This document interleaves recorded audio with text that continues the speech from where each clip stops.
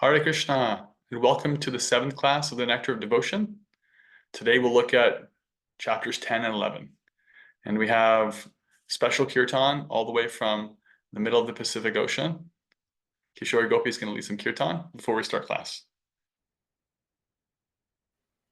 Haribol. Just want to confirm, can you hear me talking and the cartels? Okay. And I can be here for the beginning. I'm going to have to drop out, so I'm sending love to all of you. Haribol. Om Jnanatimandasya Jnananjana Shalakaya Chakshurunmilitam Yena Tasmai Shri Gurave Namaha Vanchakopatrubhyascha Kripa Sindhubhyevacha Patitanam Bhavanebhyo Vaishnavebhyo Namo Namaha Jaya Shri Krishna Chaitanya Prabhu Nityananda Shri Advaita Gadadha Shri Vasudeva Gaura Bhaktavinda Hare Krishna, Krishna Krishna, Hare Hare, Hare Rama, Rama Rama, Hare Hare.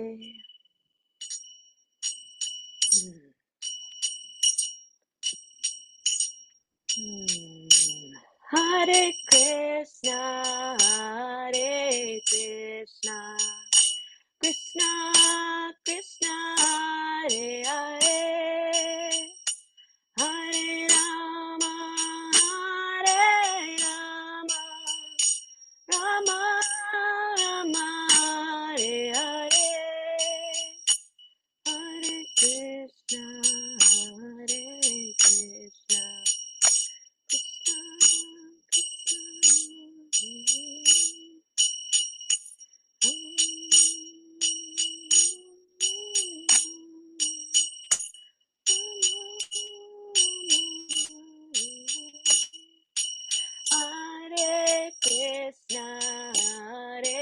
Krishna Krishna Krishna, Hare Hare, Hare Rama, Rama Rama, Hare Hare, Hare Krishna, Krishna Krishna, Hare Hare,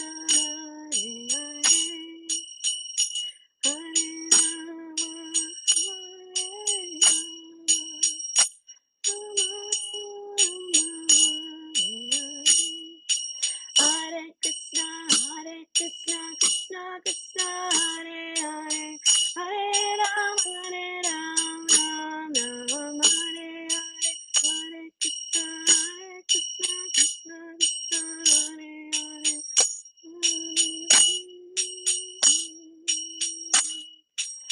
Hare Krishna, Krishna Krishna, Hare Hare, Hare Rama, Rama Hare Hare.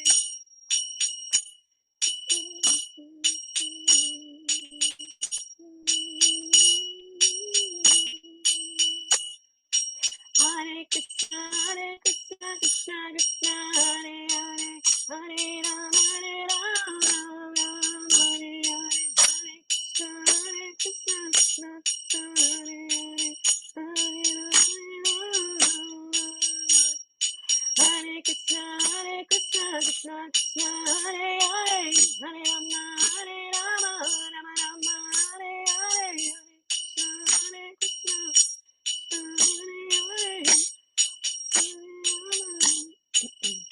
Hare Krishna, Hare Krishna, Krishna Krishna, Hare Hare, Hare Rama, Rama Hare Hare, Hare.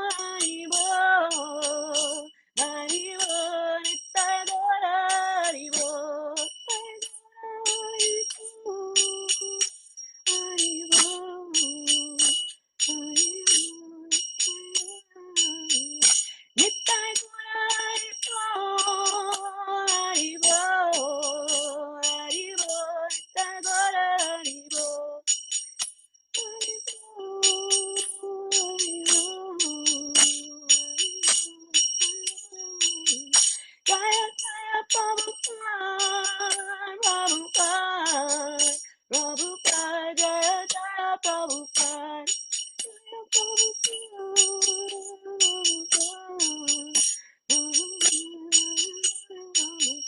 Jaya Jaya Gurudev, Gurudev, Gurudev, Jaya Jaya Gurudev.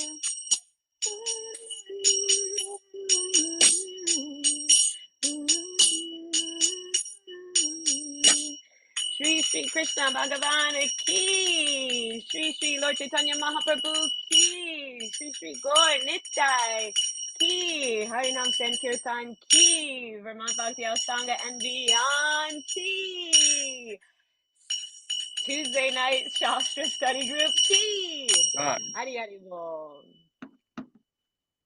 Om Jnana-timirantasya Jnananjana-shalakaya Chakshurunmilitam Yena Tasmai Shri Gurave Namaha Vanchakalpatarubhyascha Kripasantubhya eva cha Patitanam Pavanebhyo Vaishnavebhyo Namo Namaha Jai Shri Krishna Chaitanya Prabhu Nityananda Shri Advaita Gadadhara Shri Vasari Gaur Bhaktivinoda Hare Krishna, Krishna Krishna, Hare Hare, Hare Rama, Rama Rama, Hare Hare.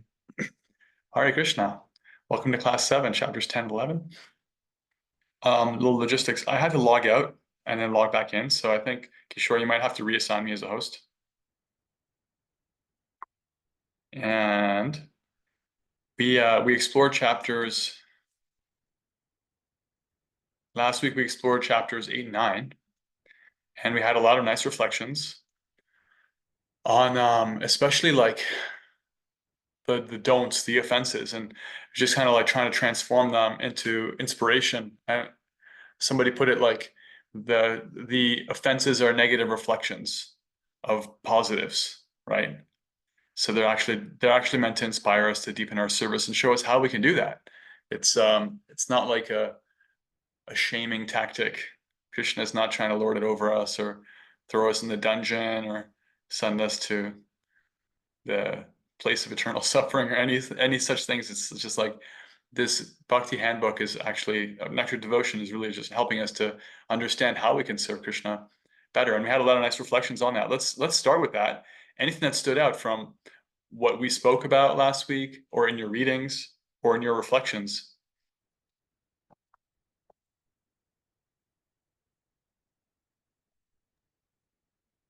Um, I really liked how we talked about that the guidelines are there to deepen the relationship with you and Krishna. Hmm, Um, thank you. Yeah, that's the purpose. More reflections. There's a lot about deity worship, a lot of details in that.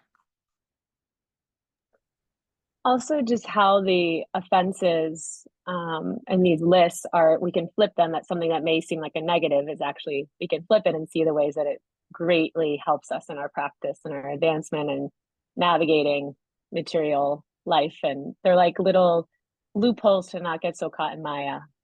Yeah, there's actually a beautiful pastime in Lord Chaitanya's Leela about that. There was a devotee, well, he became a devotee, but there was a gentleman who approached Lord Chaitanya, and he very humbly presented himself that, actually, my Lord, I used to be such a critic of the devotees. I used to blaspheme them. I found so much fault with them. And I misunderstood their glories. I misunderstood you, misunderstood the Sangha of devotees. And I used to say so many awful things and criticize. And I realize what my mistake is, but I don't know how to make it better. I don't know how to rectify. And Lord Chaitanya says, it's very simple. With that same tongue that you use to criticize devotees, use that tongue to glorify them. It's not like that complicated. And it's all over Shastra, and it's all over the pastimes of Krishna, of Lord Chaitanya. If you look at any of these offenses to be avoided, such as blasphemy, you can reverse it. If you look at the offenses around like deity worship, as we pointed out, most of them have to do with inattention, right? Or treating the deity as less than a person, right? So the solution is to become attentive. and to practice interacting personally and not taking them for granted. It's like in relationships with human beings, you know, we can take each other for granted, and that's like a mini offense, like in the course of a friendship or a with a coworker or a stranger, like you can kind of step on each other's toes. And this is kind of constant process as personalists. We're trying to deepen how we show up with people and be real with them and receive them and hold space for them and value what they have to say and treat them as whole individuals and not just like, you know, they're there to kind of fit into what I need and meet my desires in this world. So similarly with Krishna and all these offenses, the list of offenses is really just, as you said, um, part of a complete picture of the positive and what that looks like, and applying that positive is really the solution to and the rectification for any of these offenses. Thank you. Can I say one thing? Mm-hmm. Thank you. Hare Krishna, everyone. Missed everyone Well, last week. Did not feel well. Um, I've lost the plot a little bit on what we're reading, but I was gonna say something else and then I wasn't sure, and then I saw a beautiful little girl on the screen, so I'm gonna say it. I was in New York City today, and the last time I was there was for Rath Yatra with most of you beautiful people, and I had a little bit of a different experience. Can you guys hear me okay? My daughter randomly had off of school, so I took the day off, and I wanted to do something special with her for her birthday because it's on the 20th. So I took her to the American Girl doll store. So talk about material life in every shape form. But it was really sweet because they had an American doll dress for Diwali, and I actually pointed that out to her, and it was like a nice segue into we should come to the city more, and we can come to the Bhakti Center for the Diwali celebration. And she was happy for that. But I just wanted to just say hi to everyone. That's all. very Thank you. well. Glad to have you. Hi, I'll share from the dark for a second. It was kind of to build off of what Leanne said, and then Shami Press, what you just shared. I had the opportunity, kind of, I guess it was maybe about a year ago, to ask about worship and like how do we get closer, and how do we, I guess, develop more of a taste, for really serving the deities. And one of the things that was said was like, all right, think about somebody walking in your house. You're going to ask them if they want something to drink. You're going to ask them if they want something to eat. You're going to make sure your house is clean for when you have guests and that it's comfortable for them. And that, as you develop that friendship with a new friend, you're going to check in with them on a regular basis and all these things. And so I think, as we look at bhakti being such a personal relationship with God and versus, the impersonal view that a lot of people have of like God as this like overarching being, I think these do's and don'ts, just like building on what Leanne said, it's like it is there to help us have a deeper love for Krishna as a person, not just as this abstract, thing that's out there. So I thought that, these points kind of hit it. Thank you. Absolutely. Yeah. I was reflecting when you were saying that about the nature of love and service. Our path is the path of devotion and love, and it's primarily about feeling. But just to kind of clarify the role of knowledge, because when you hear about all these offenses and there's so much detail and this and that, it can seem like it's a lot of knowledge. And it's like, well, we're not really into knowledge. We're into bhakti. Isn't it enough to have feeling, and love? And it's like, okay, but if you apply that logic, that same logic, that feeling is everything. If you apply that in human relationships, think about it. The more you know somebody, the more you know about them, the more you actually can practically love them, right? If I said to you, I really love that person, I really love them so much, and you're like, wow, tell me about it. How do you know them? I said, oh, I just met them. I just saw them. Yeah, well, okay, well, tell me what you know about them. Oh, yeah, I think their last name starts with a S. I think. It's like that's not very deep. Love means the feeling, but it also like that feeling motivates you. Like, what is this person about? What are their priorities? What are their values? What do they like? What do they dislike? Just like in relationships, we don't really take it personally when someone that we care about dislikes something. We're like, oh, cool. All right, they're not into Brussels sprouts. That's okay. I care about them more than I care about Brussels sprouts. I don't have to have Brussels sprouts and feed them Brussels sprouts. I can find what they like. And it's just an opportunity to deepen the service, because that's what love is. It's like knowledge and activity, gyan and karma. They're not absent in bhakti. They're servants of bhakti. You know, karma is not higher than bhakti, but we do activities as expressions of bhakti. Gyan is not higher than bhakti, but we learn about Krishna and we act on that knowledge as a servant to the devotion. So it's just like these are ways to actually deepen the relationship. Kishori's got to go. Thank you. Hare Krishna. Okay, and on that note, well, let's see if there's any more comments, reflections, or questions before we start. I was just going to say, I appreciated how there were many that brought up the quality of their japa. Like, I forget the words that you use, but how important japa is. And I feel like that's something that it's something that I actually pray about every day. Like, please help me, be like the most sincere as I chant today. And it's just super important. So, yeah. Thank you. Yeah, that kind of prayer is something we're going to touch on in our discussion today. Anything else from anyone? Okay. All right, so chapter 10 is techniques of hearing and remembering. And the beginning of the chapter really talks about hearing. As Prabhupada says, the beginning of Krishna consciousness and devotional service is hearing, called Shravana. So that's the beginning. And the understanding of Srimad Bhagavatam, the hearing sense is supposed to be the most refined and important sense. It actually, it's one that allows us to experience the world in a very unique way. For example, human beings have the capacity for speech, right? And that's a remarkable thing. And to be able to hear and understand that is a huge, big deal. So we're hearing Srimad Bhagavatam, we're hearing Nectar of Devotion, we're hearing the Shastra.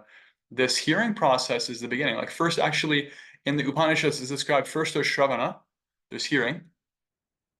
Then there's Manana, there's thinking about. And then there's, that deepens into consideration and trying to apply it in one's life, right?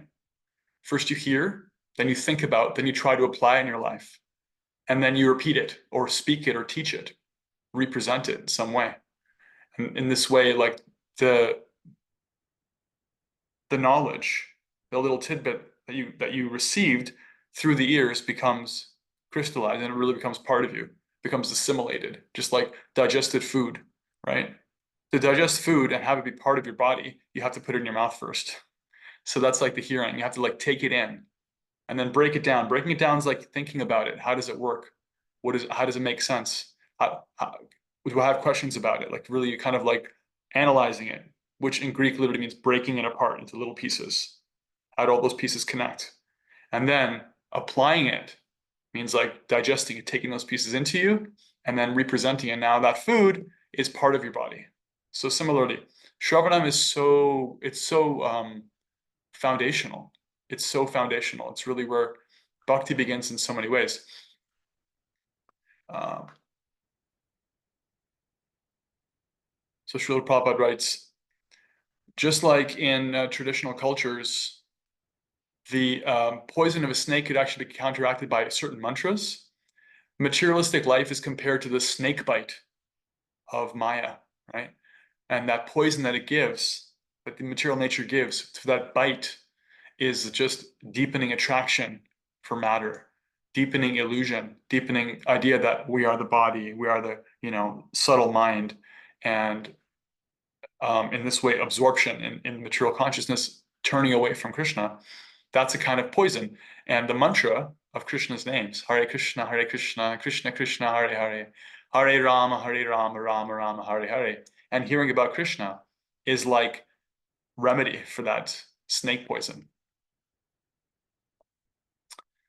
Srila Prabhupada actually talks about in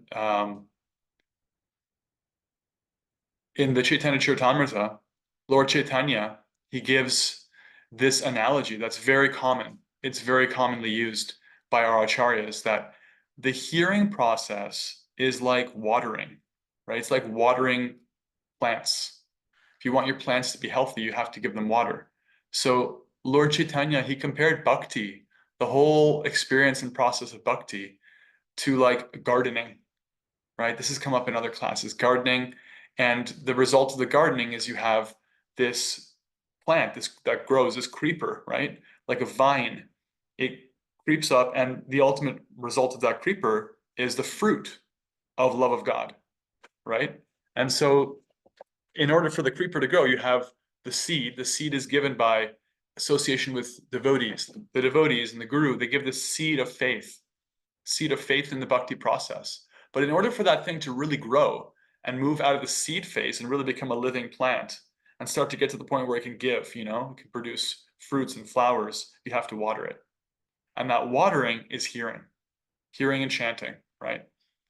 So just like if you reflect in your own experience, before we started to take up a daily practice of chanting, the Mahamantra, chanting Hare Krishna, before we started to engage in kirtan regularly, we heard it. Whether it was George Harrison's My Sweet Lord or Kishori Gopi inviting you to stay after an asana class, there's an experience of like receiving that mantra. And then there's the gradual deepening of the chanting, of the hearing into chanting, right? And then eventually that becomes, perhaps regulated, perhaps like part of a spiritual practice, and one really starts to pick up some momentum. So this hearing process actually waters the seed so it can grow. And just like with gardening, you have to water on a schedule. You have to have a little drip system. You have to be regular with it. If you give a lot of water one day and you give no water for the next few days, you come back and the plant's really suffering. Or if you overwater it, well, that doesn't really work in this analogy because you can't actually overwater the seed of bhakti. It's the good thing about it. You also can't kill it. It's not like the same thing. It's not as finicky as a plant, but you do want to be as consistent as you can. This is a theme that's come up with us regularly, that consistency is super powerful. Consistency means at least a minimum. Doesn't mean you can't go past your minimum. You can exceed it. You can have, there's no maximum, there's no ceiling, but you hit that floor. Always have that floor every day. And that's the watering process, keeping that seed really nourished so it can grow. And Srila Bhaktisiddhanta, he put it this way. He said, don't let your japa beats fast. Don't let them fast. If you can't, in other words, if you can't chant a million rounds or whatever, just don't let them fast. Keep it active. Keep it at some level where you're actually just at least still engaged. Stay in touch. Stay in touch with the transcendental vibration. Keep the transcendental vibration going. It's a good mantra for life. When in doubt, just think, keep the transcendental vibration going. If that means chanting, if that means listen to, Shastra, that means hearing about Krishna's form and activities, that's all transcendental vibration. Get in a kirtan, keep it going, keep it alive. That keeps the creeper of bhakti growing, the seed keeps being watered. And Srila Prabhupada quotes,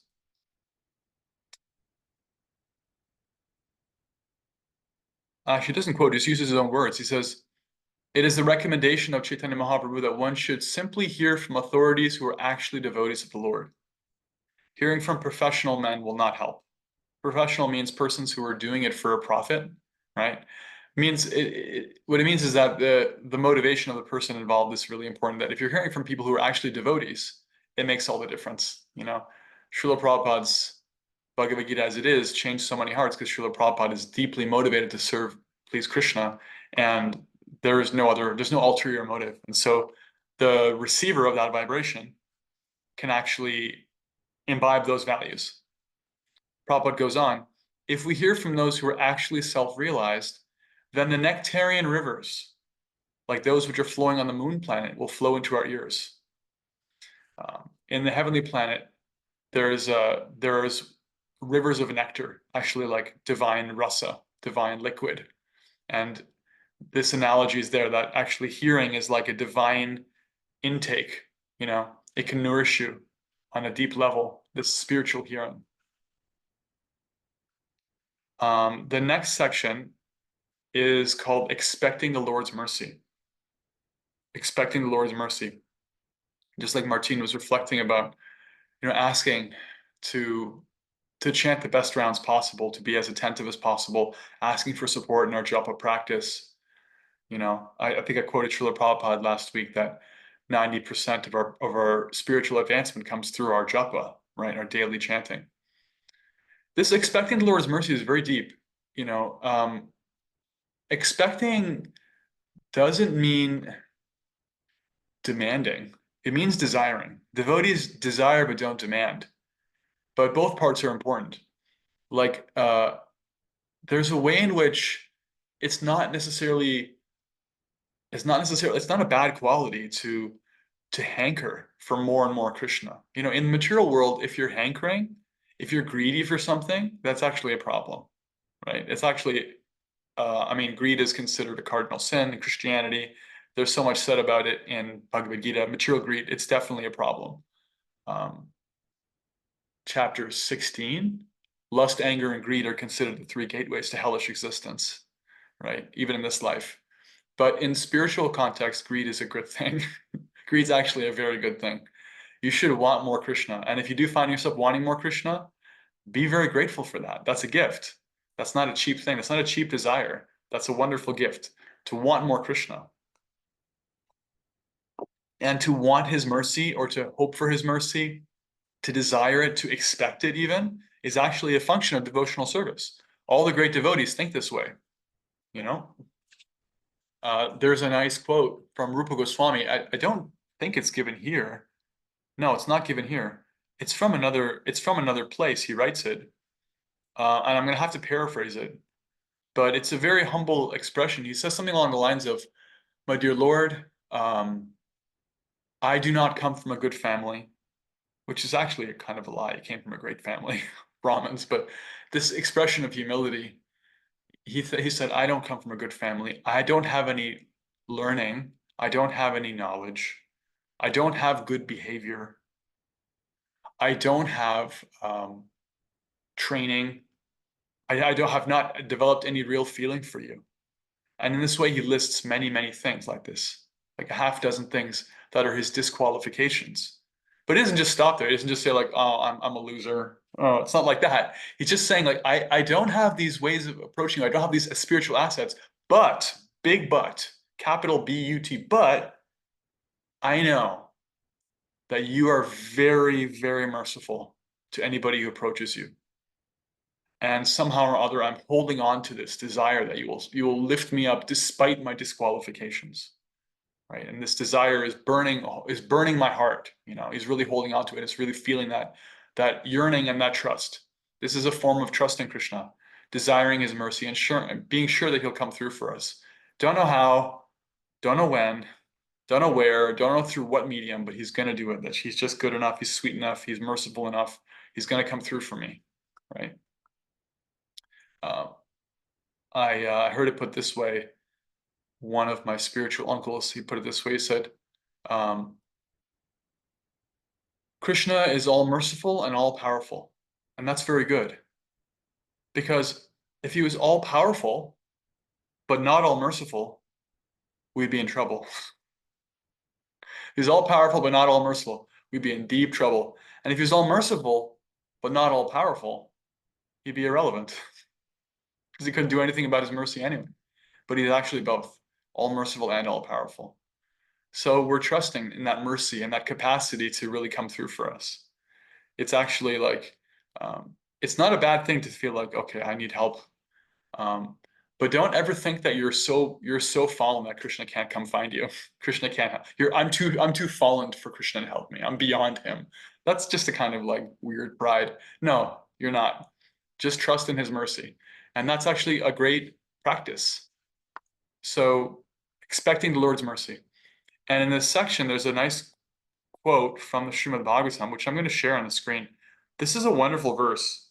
This is one of my favorite verses. I've shared it in other classes. I'm going to show it here. Share the screen. This is from the Srimad Bhagavatam 10:14-8. Brahma's prayers. Brahma, in a great humility, prays like this. Okay. Tatenukampam susamikshano punjana evatma kritam vipakam ridvagva purpirvididhan namaste jiveta yo muktipade sadaipak. Which means, my dear Lord, one who earnestly waits for you to bestow your causeless mercy on them, all the while patiently suffering the reactions of their past misdeeds, and offering you respectful obeisances with their heart, words, and body, is surely eligible for liberation, for it has become their rightful claim. So there's a way in which the devotee thinks, okay, whatever's coming to me, I'm sure in some way or another, that's what has to come to me, but I'm not going to stop. I'm not going to stop serving Krishna with my heart, with my words, and with my active senses, my body. And they're sure that Krishna's mercy is going to come through. Prabhupada writes this about that verse. He says, for somebody who thinks that way, then that mercy that's going to come, that liberation, is actually their birthright. It's their inheritance, right? Just like if you're the son or daughter of a very, very wealthy, very merciful person, right? Your parent is loves you very much and happens to be exceedingly wealthy, and they leave their body. There's an inheritance, right? And it's made out to you. What do you have to do to get that inheritance? All you have to do is stay alive. That's all you have to do. So actually, all we have to do in bhakti is to stay alive. Stay alive in bhakti. Stay alive in devotional service and trust that Krishna is going to come through for you. This is actually a spiritual, an aspect of spiritual consciousness, to trust in the Lord's mercy. Right?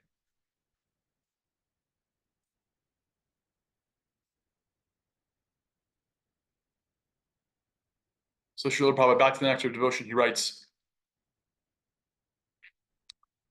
the exact word used in this verse is diapak. Diapak refers to a son's becoming the lawful inheritor of the property of their father. In a similar way, a pure devotee who is prepared to undergo all kinds of tribulations in executing Krishna conscious duties becomes lawfully qualified to enter into the transcendental abode.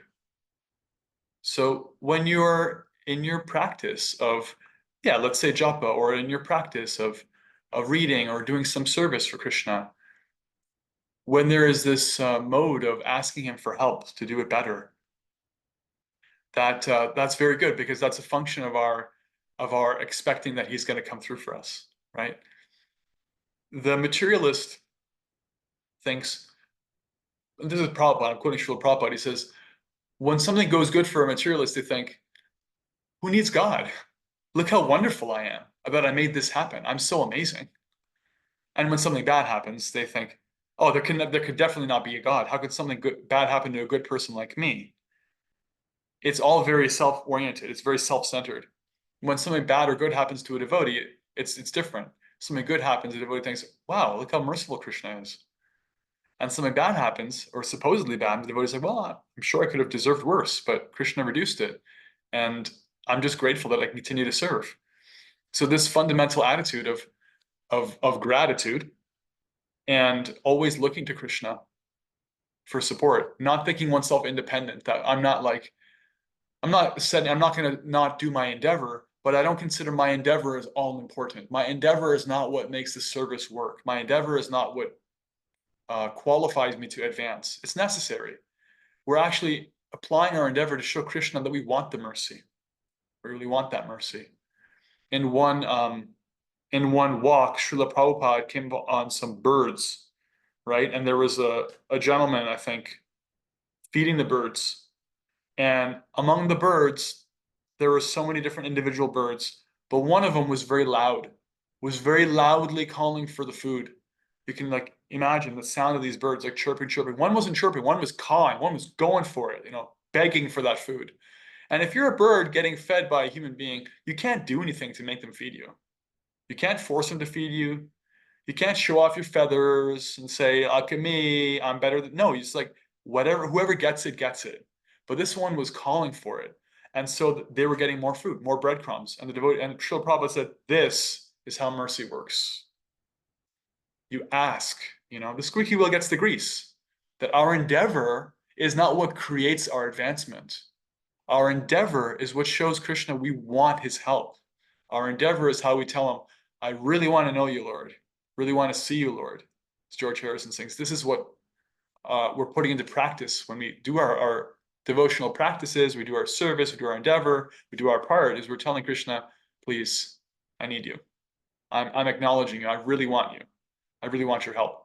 And that can be qualitatively in the endeavor, like we're really pouring that consciousness, and also quantitatively, we're doing as much as we can in our service, in our chanting, whatever works for our life situation. And that attracts Krishna's mercy. It's natural. Does that make sense? So let's pause there. There's it's a nice section on remembrance coming up, remembrance and meditation, but let's pause on this point and ask if anybody have heard anything they like. There are any reflections, what you heard that you want to reflect back to the group? I can say something. Yes. I love anytime anyone uses the analogy of the garden because I always kind of forget about it, and it just works so well. And last night in my sage group, we were talking about that, and one of the questions was, I forget, something about, are people good or bad, or how do you, how does your bhakti practice like soften the way you think about people?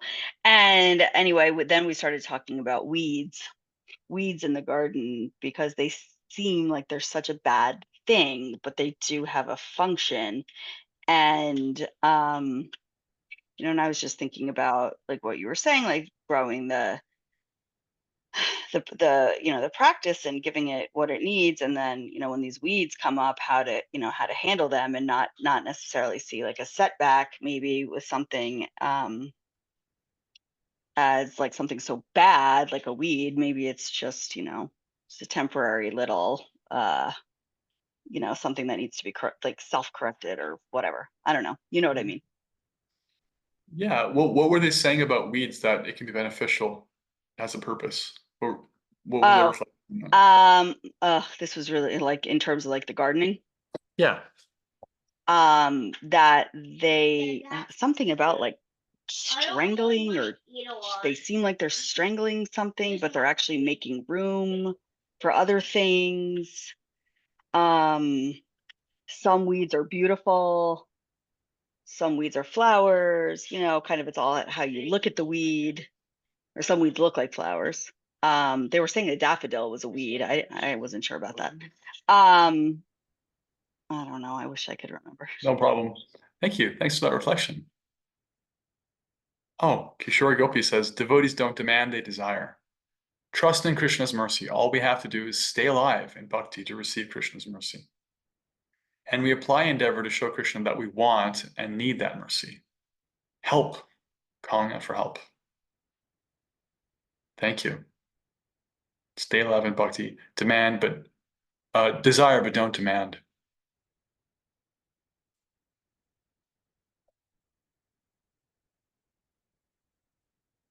Any more reflections? Anything that stood out that you heard? I just love the statement about, keep the transcendental vibration going.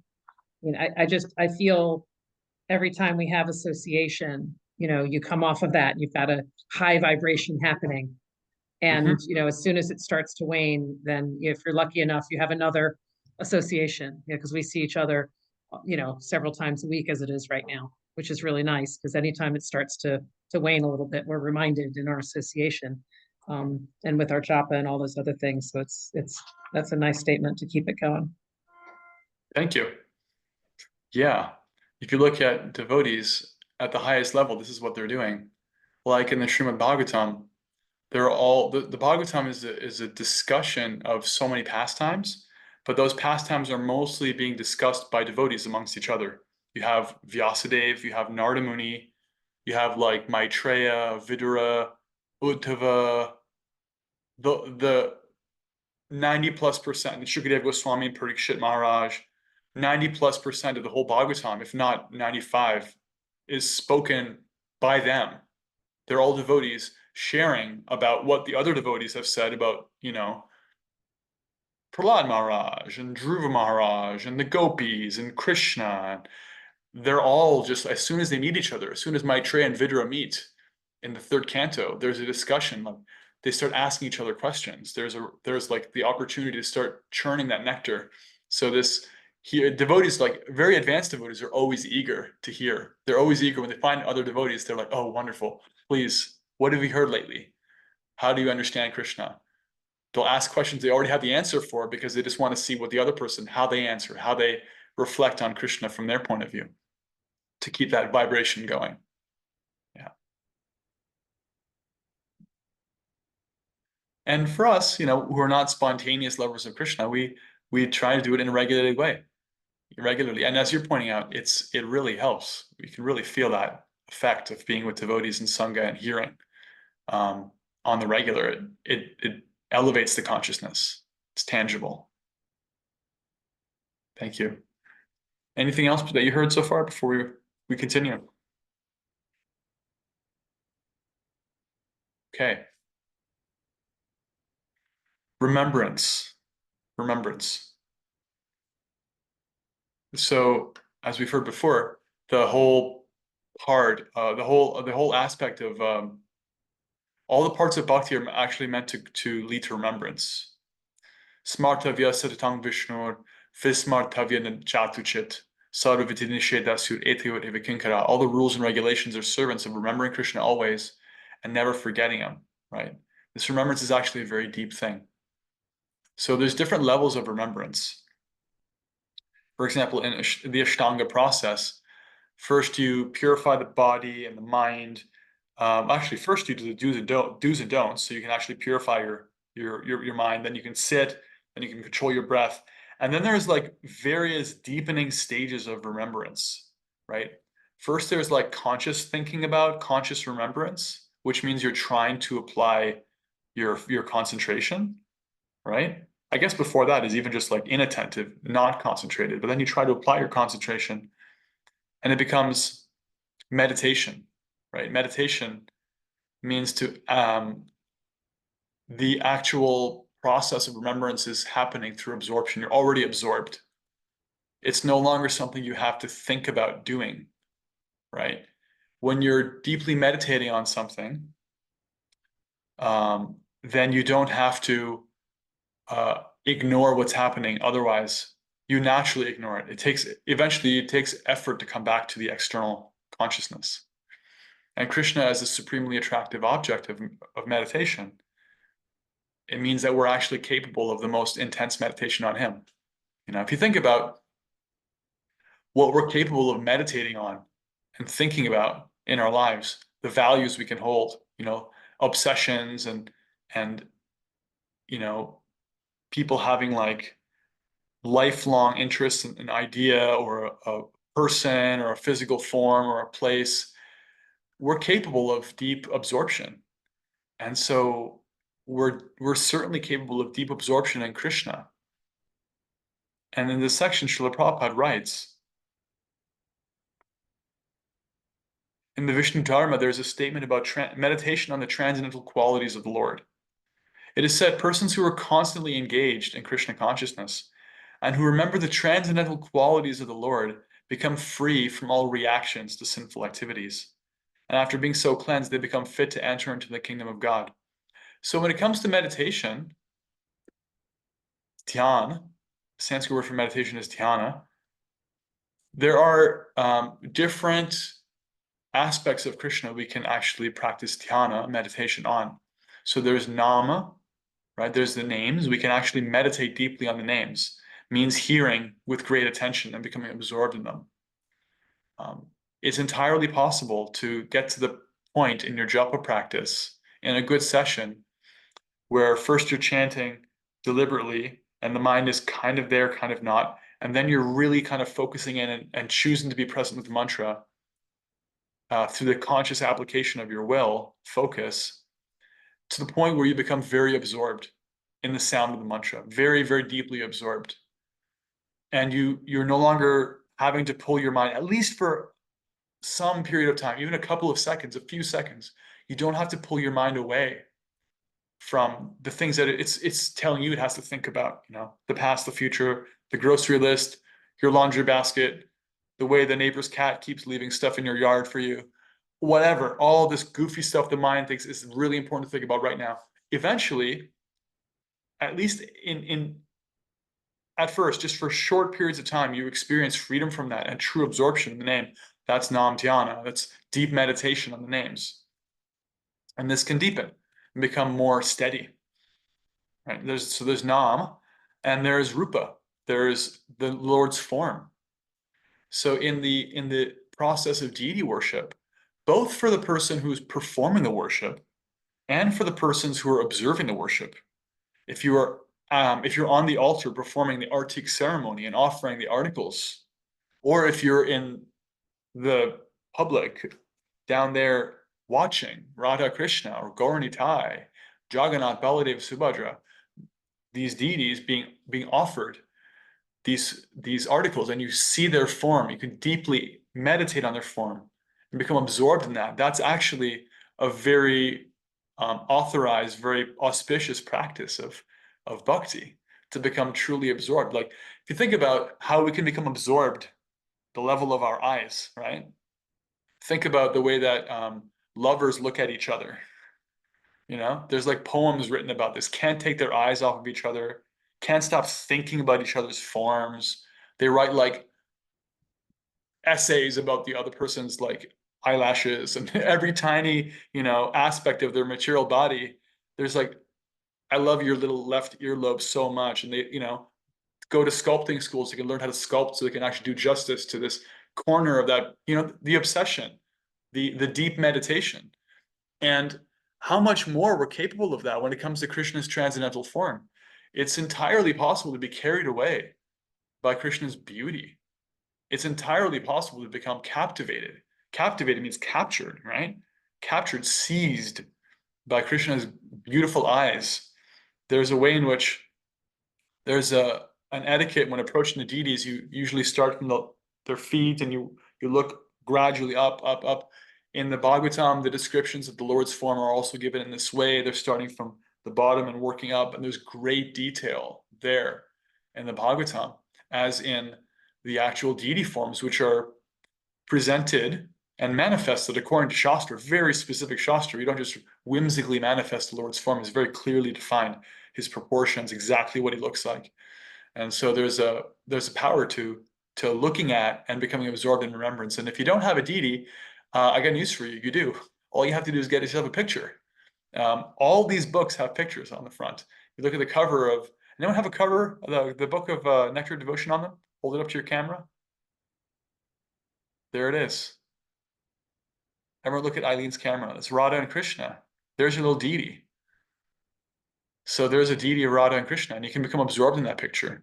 Srila Prabhupada gave specific instructions how these pictures should be manifested. These are actually little deities, portable deities. In fact, the first deities in ISKCON were Panchatattva, Shri Krishna Chaitanya, Prabhu Nityananda, Shri Advaita Gadadhar, and Srivas, in a painting.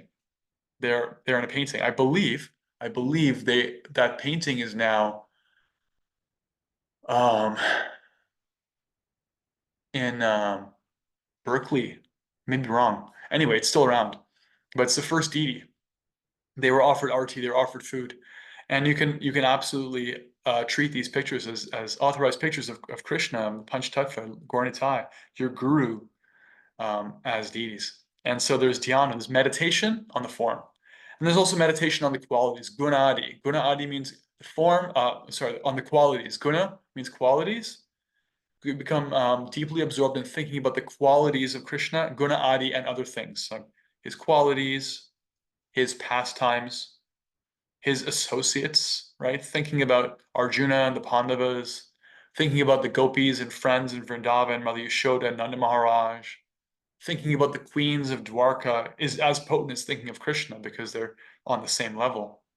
Thinking about his qualities, how sweet he is, how funny he was in this pastime, his activities, his mercy. This kind of meditation is a highly authorized practice. And we don't exactly have to artificially create it, but it starts to develop naturally. And thinking about the Lord is just a safe and rewarding activity. Thinking about it, becoming absorbed in it. You know, sometimes devotees will have a picture of their favorite deity in front of them when they're chanting their japa to keep their mind engaged and to keep their eyes and their mind absorbed in the form.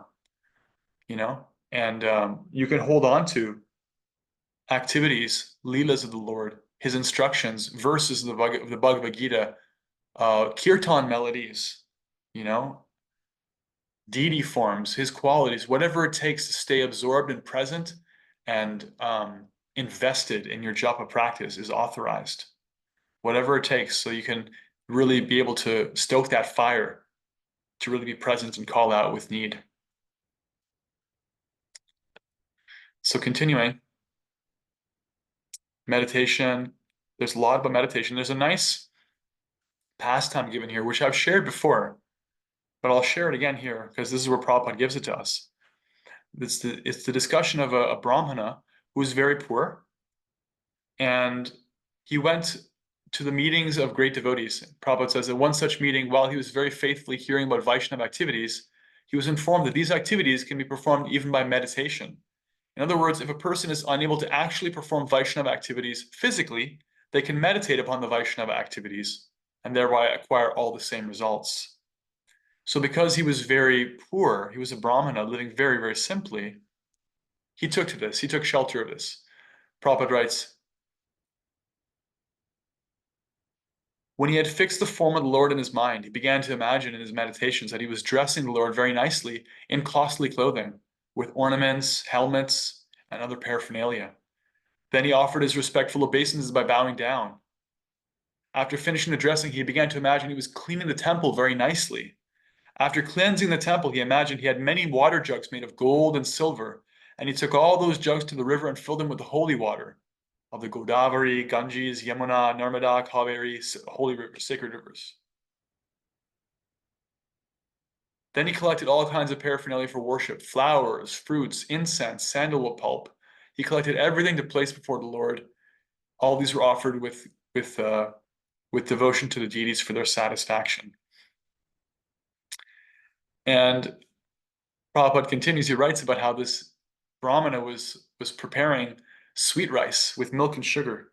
And traditionally, sweet rice is cooked, so it's very hot, and it's left to cool. And in the days before refrigerators, cooling something like sweet rice down to below room temperature requires like ice. Not so easy to do. But the flavor really starts to gel when it's cold, when it's served cold. Either you should serve sweet rice actually very hot or cold. In between is not as nice. So he was thinking, so attentively was he thinking about the Lord's pleasure. He wanted to make sure that the sweet rice was cold, was at the right temperature. He put his finger in it, but it was still hot. In his meditation, it was still hot, and he burned his finger. What does Srila Prabhupada say? As soon as he touched the sweet rice pot with his finger, he immediately was burnt by the heat of the pot. In this way, his meditation broke. Now, when he looked at his finger, he saw that it was burnt, and he was wondering in astonishment how this could have happened. Because he was simply meditating on touching the hot sweet rice, he never thought that his finger would actually become burned. While he was thinking like this, in Vaikuntha, Lord Narayana, seated with the goddess of fortune Lakshmi, began to smile. The goddesses of fortune asked why he was smiling. The Lord, however, did not reply, but instead immediately sent for the Brahmana. When the Brahmana was thus present before the Lord and the goddess of fortune, the Lord explained the whole story. The Brahmana was there fortunate enough to get an eternal place in Vaikuntha in the association of the Lord and his Lakshmis.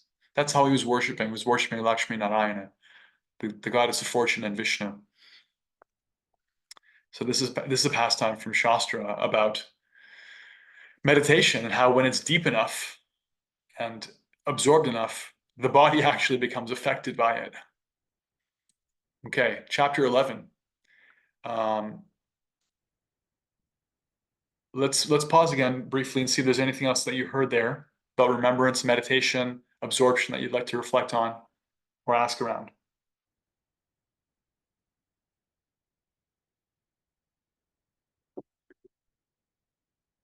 Okay. Chapter 11. Aspects of transcendental service.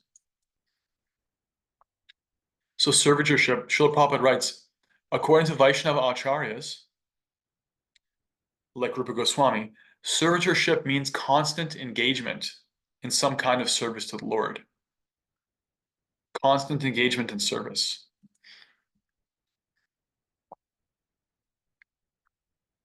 Srila Prabhupada writes about a famous verse that Rupa Goswami presents and focuses on in this section.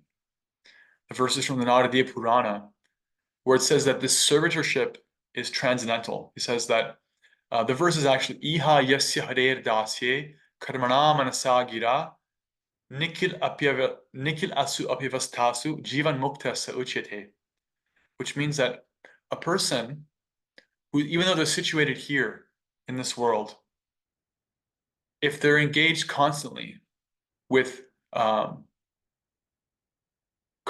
with their activities, their karma, manasa, with their mind, and gira, their words, no matter what they're going through, no matter what their situation is, no matter what their so-called karma is or material context, they're considered to be liberated.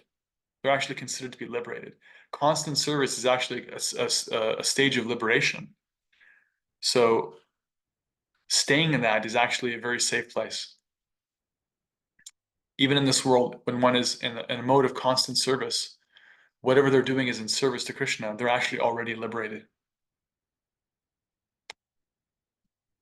The next section,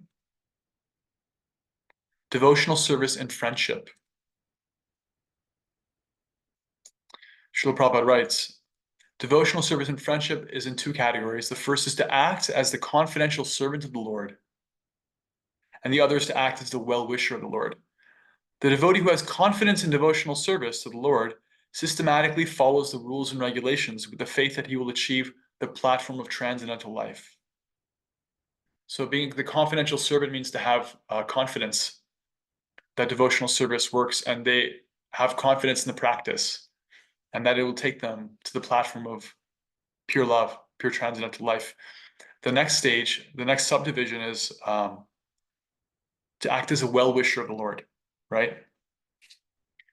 And so acting as a well-wisher, Srila Prabhupada writes that this means understanding the desire of the Lord and trying to put it into practice. At the end of Bhagavad Gita, as you know from those who studied Bhagavad Gita with us or read it on your own, Krishna says that of all his devotees, the one that's most dear is the one who's trying to share the science of bhakti, the science of Bhagavad Gita with others, to enthuse the devotees and help others to come to the point of having the privilege of bhakti. He says that never was there one who is more dear, and never will there be one more dear than such a person. This is Krishna showing his priorities. Like we talked about, love deepens when we have knowledge. So to become a well-wisher of the Supreme Personality of Godhead here means to understand what Krishna wants and to try to do it, to understand his priorities. Prabhupada goes so far as to say, anyone who is preaching the confidential message of the Gita to people in general is so dear to Krishna that no one can be equal to them. That's basically a paraphrase of what Krishna himself says.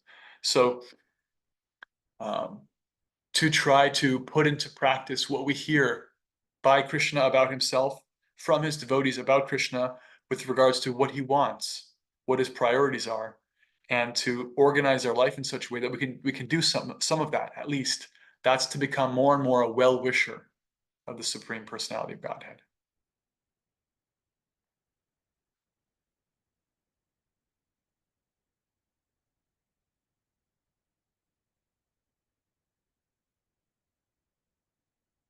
Surrendering everything to the Lord, the next section. Regarding complete self-surrender, Srila Prabhupada quotes from Canto 11, chapter 29. He says, the verse says, a person who has completely surrendered unto me, Krishna speaking, a person who has completely surrendered unto me and has completely given up all other activities is protected by me personally, both in this life and the next.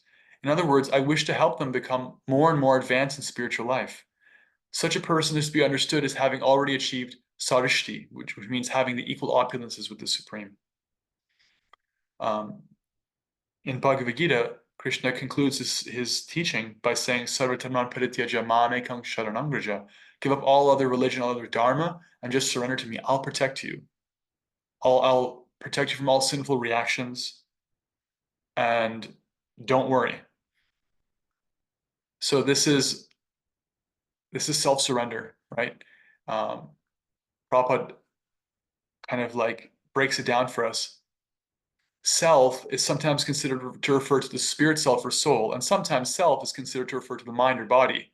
Full self-surrender therefore means not only surrendering oneself, a spirit soul, but also surrendering one's mind and body to the service of the Lord. Bhaktivinoda Thakur has sung a nice song in this connection. He says, my mind, my household affairs, my body, whatever is in my possession, my dear Lord, I offer to you for your service. Now you can do it with them as you like. So this is a very high level, Atmanivedanam, the complete self-surrender. In the 9 angas of bhakti, beginning with Shravana Kirtana, hearing and chanting, Atmanivedana is given as the last one. It's very deep, complete surrender. But we're hearing about it here, to hear about what's possible, what we're capable of.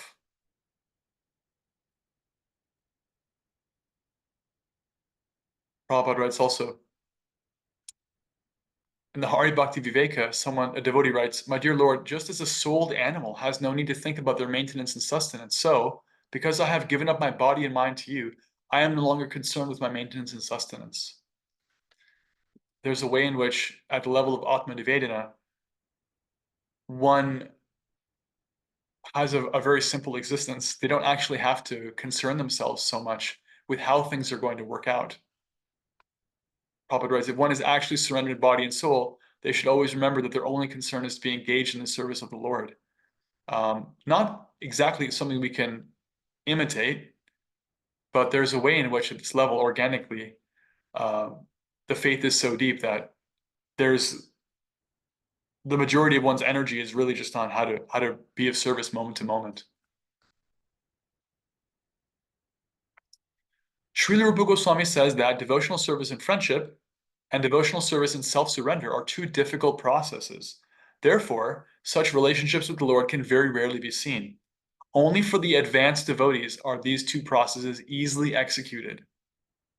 The purport is that it is very rare to see surrender that is mixed with sincere ecstatic devotion. One must give themselves completely to the will of the Lord. Again, we're hearing about what's possible. A couple other little subdivisions of aspects of transcendental service. Offering a favorite article.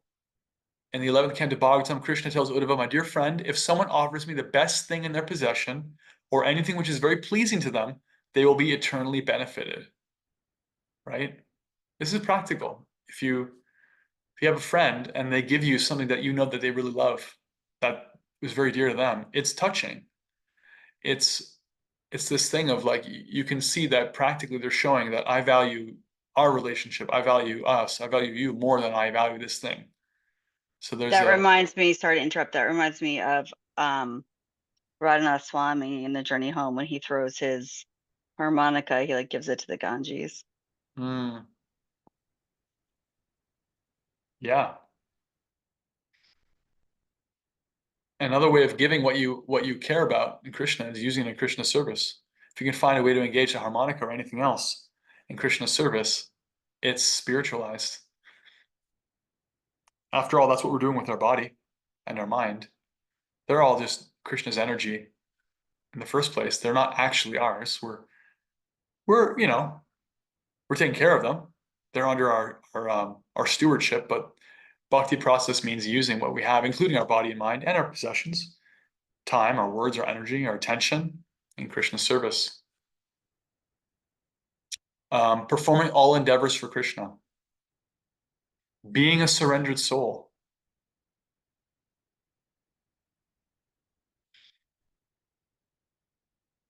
In the Nrsimha Purana, Lord Nrsingadeva says, anyone who prays to me and takes shelter from me becomes my ward, and I protect them always from all sorts of calamities. Lord Rama says the same thing in the Ramayana, that if someone one time says, my Lord, I belong to you, he says, I never forget that prayer that they give, and I always consider them my ward from that time on, and I give them protection. The last section here under transcendental aspects of service is serving trees such as the Tulsi. Tulsi is actually, this came up a couple of chapters ago, Tulsi is actually an expansion of the internal energy, the bhakti energy of Krishna. Tulsi is a manifestation of that energy. So she's like an expansion of Radharani, who manifests in this world. Why? To facilitate bhakti, to facilitate devotion. This is why Vaishnavas appreciate her so much, and why Tulsi leaves and parts of the Tulsi, twigs and leaves are offered in offerings so often. Prabhupada writes, in India, all Hindus, even those not belonging to the Vaishnava group, take special care of the Tulsi tree. Even in great cities where it's very difficult to keep a Tulsi tree, people are to be found very carefully keeping this plant. They water it, offer obeisances to it, because worship of the Tulsi tree is very important in devotional service. Actually, in Coptic Christianity in Egypt and other branches of the greater Catholic Church, Tulsi has been worshipped and revered as what she's called sacred basil, and she's found on or under the altar in some of these Christian contexts.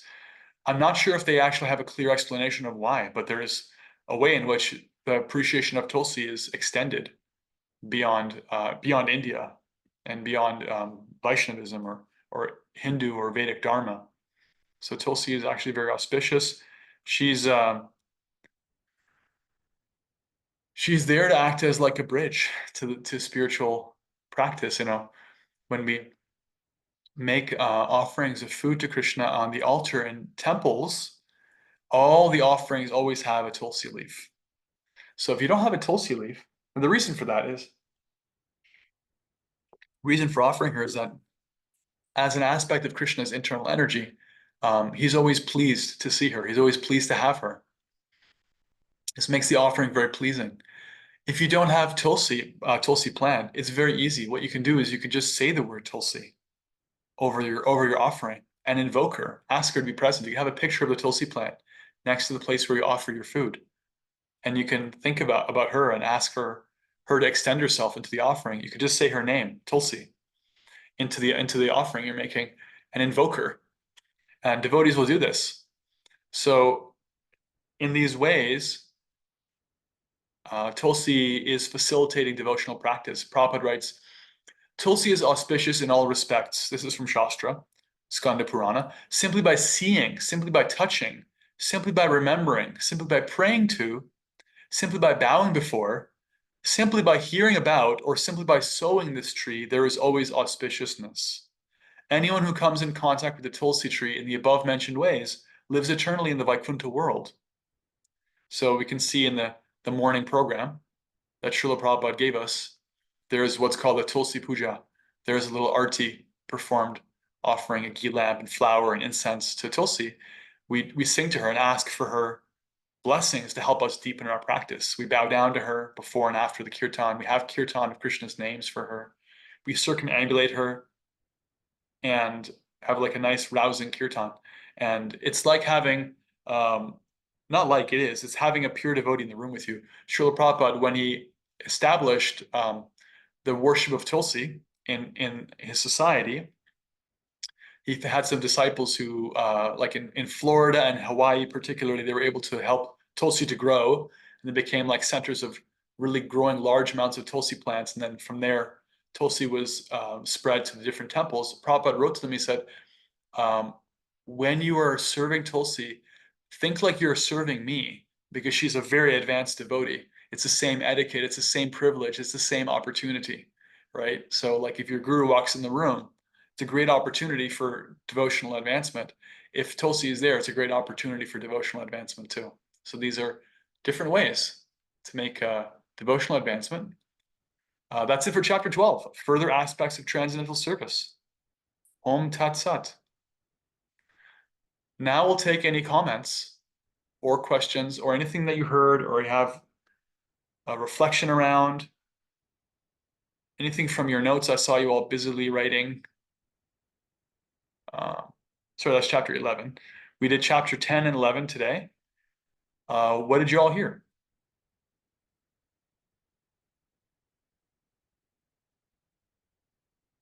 Because at the very end of chapter 10, when you read about when meditation is deep enough, the body is affected by it. And you know, that's so true. Our thoughts really can manifest so much that goes on. So if our meditation is pure, you know, we're affected by it. That's really a beautiful thought. Yeah, it's a very high thing. It's a very high level, but it is altogether possible. Raghunath Das Goswami, a junior member of the six Goswamis, who came to live in Vrindavan later, after Rupa Goswami was there, he also demonstrated this, yeah, in his pastimes. Thank you.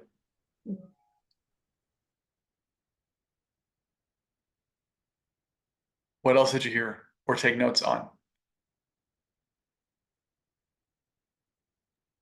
I'll reflect back on Leanne and I had the opportunity to be in a class this week with Vraja Bihari, and he talked a lot about surrender.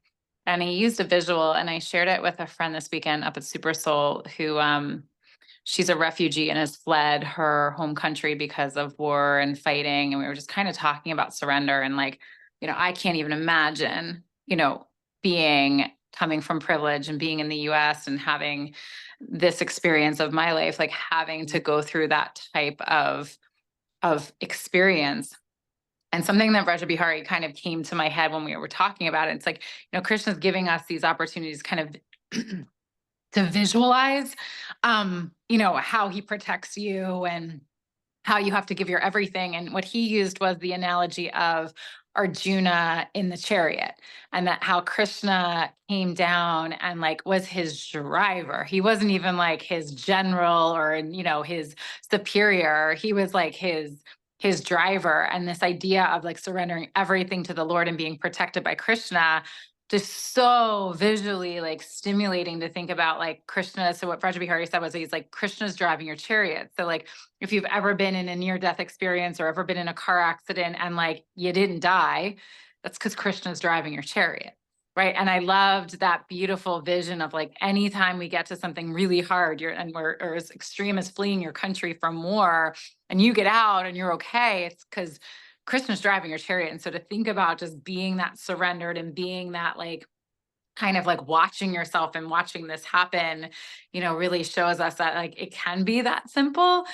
We just cloud it with all the other things that go on in our lives. So I just thought it was kind of a beautiful imagery, since we're talking about that idea of like surrendering everything and giving everything to him. It's like literally physically putting yourself in his care, which, you know, he did for Arjuna. Yeah, and it's you know, Arjuna's level of devotion is very high, but it is possible to achieve to have the experience of feeling that Krishna is protecting you. I remember one time I was on book distribution.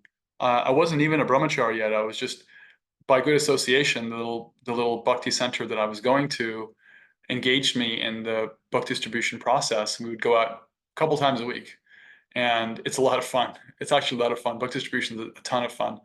And I was on this campus at a college downtown Toronto here. And it was the evening time and it was starting to get dark.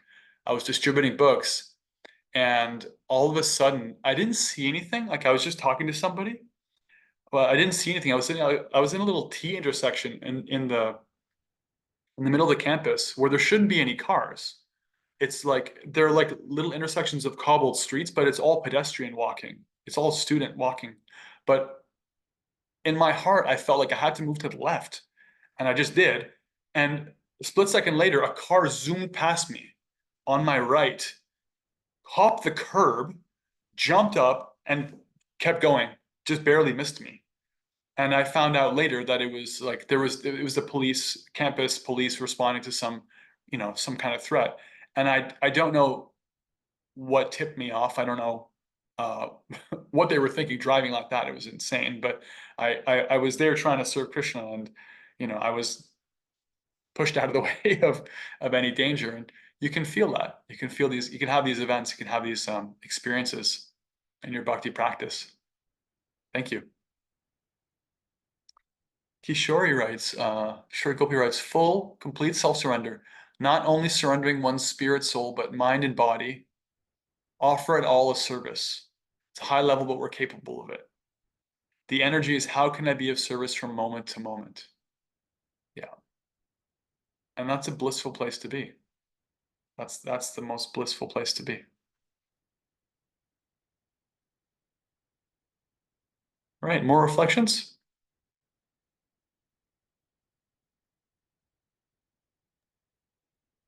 Um, I have a question. Oh, I'm sorry. Go Yeah. ahead, Lee. oh, go ahead. No, we haven't Oh. heard from you.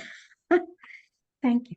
I am looking at, like, I really liked how you said, Shamya, about hearing, thinking, and applying, and how you broke it down into the body, digesting it, taking it in, breaking it down, and then when you're applying it, then like it's getting all the nutrients. So I appreciated that. I really loved it. So thank you. Yeah. Yeah, we're assimilating that, really taking it in until it becomes part of us.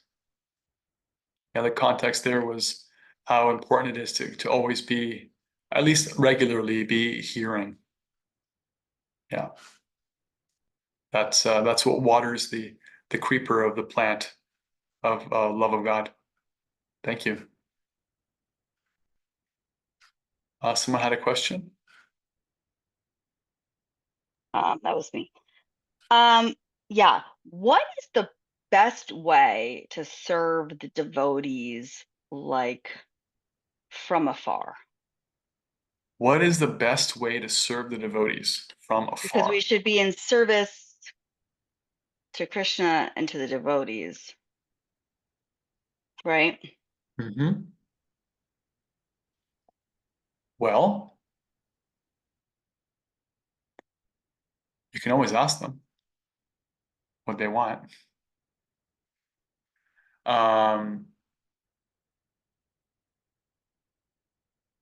Some ways the devotees have helped me, even from distance. Like I remember getting care packages and prasad sent to me, and knowing that devotees are thinking about you, praying for you, and also very practically, we're all doing it right now.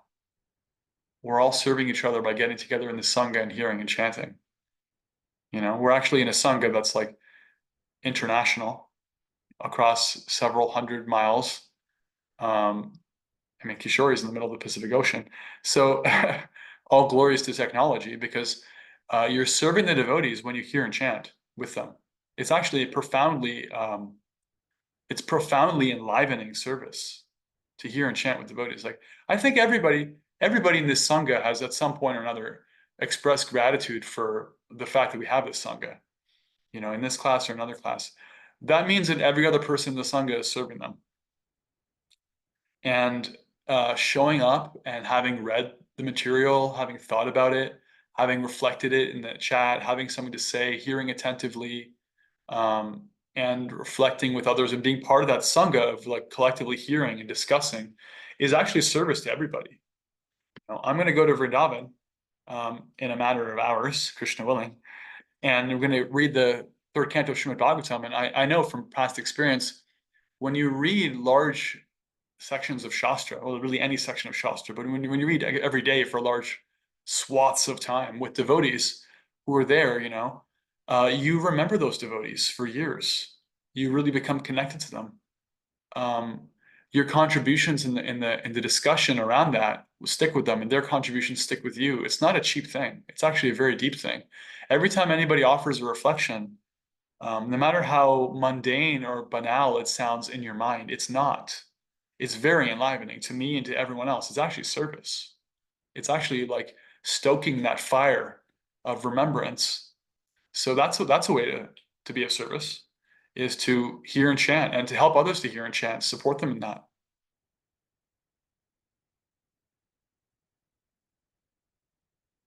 Thank you. You're welcome.